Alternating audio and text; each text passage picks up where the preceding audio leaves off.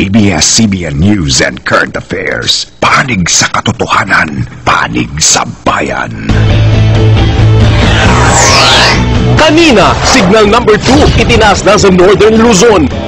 Ngayon, 11 bayan sa tabing dagat sa Cagayan tinututukan sa pagdating ng bagyong Ramil. Exclusive, 2 aktibong fault line malapit sa San Roque Dam. Pero napukor, kinontra ang pagpapasara ng dam dahil magdurusa ang mga taga-Pangasinan. Kanina, exclusive, pasahero ng hinold up na FX patay. Ngayon, kaso ng nakawan, carnapping at theft, patuloy na tumataas. PNP, naka-heightened alert. PNP, naglunsad ng manhunt sa mga nanloob sa Rolex store sa Greenbelt 5.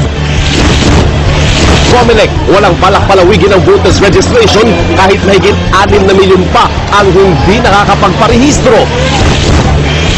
Dagdag sa pasahe, itinulak ng transport group kasunod ng pagtaas ng presyo ng petrolyo. At cast ng Astro Boy, kumpletong rumampa sa premiere sa Hollywood.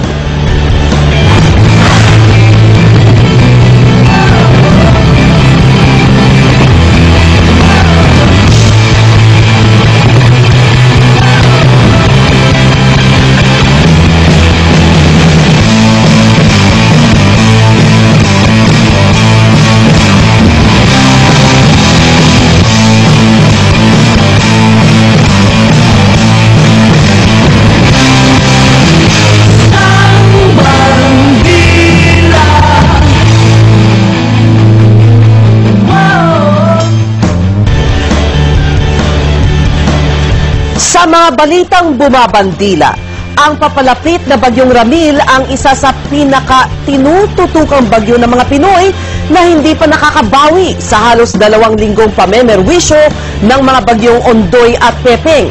Kanina itinaas na ang signal number 2 sa ilang probinsya sa Hilagang Luzon at nadagdagan naman ang mga lugar na sakop ng signal number 1. Katatapos-tapos lang ng briefing ng Pag-asa tungkol sa bagyong Ramil at para sa latest, makakasama natin ng live mula sa Pag-asa Center si Pag-asa spokesperson Nathaniel Cruz.